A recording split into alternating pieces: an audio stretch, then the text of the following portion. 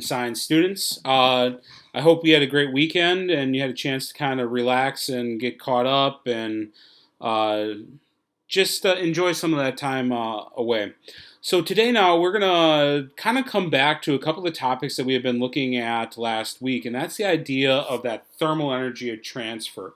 So if you kind of remember where we left off, one of the things that we looked at specifically with heat and what you had done your model on is that when we have two objects of differing temperatures, the energy goes from one object to the other. So, like for example, in this case, where you had from our reading last week, where all of a sudden you have object A here that has more thermal energy than object B, when they come in contact with each other, the extra thermal energy of A transfers to B, so that they almost become the same type or the same level of energy. And that's one of those big things that are big rocks that we should have taken away from last week.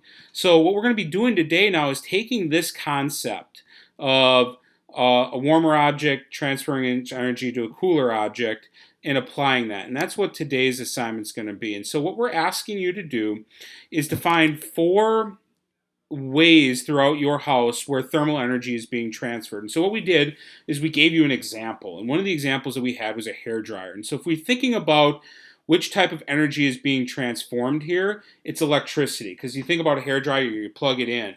Now, other types of energy that might be transferred would be like maybe a gas. So like if you're thinking about like a gas stove or like a water heater or something else like that, that might be another type of energy. So which type of energy is being converted?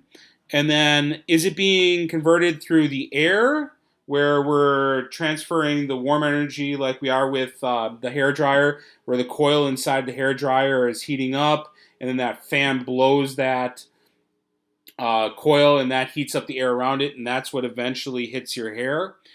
Or is it by contact? So like when you think about an oven and all of a sudden you are touching the hot pan, that would be direct contact.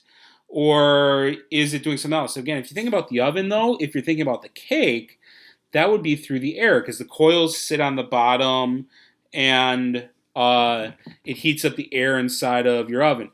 A good example of contact would probably be like your stove, where all of a sudden the pan is directly touching that coil transfer, and then that's what's doing a direct transfer of energy. The last part is we're just asking you to give us a brief description of how that transfer occurs and when you begin to wrap that up. So kind of a different couple parts today. Obviously, want you to watch the video that we've also attached today. Kind of gives us a nice little recap. Again, watching up to the 250 mark. Complete the table for today, and that would be great.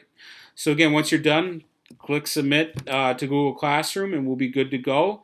Have a great Monday. Talk to you later.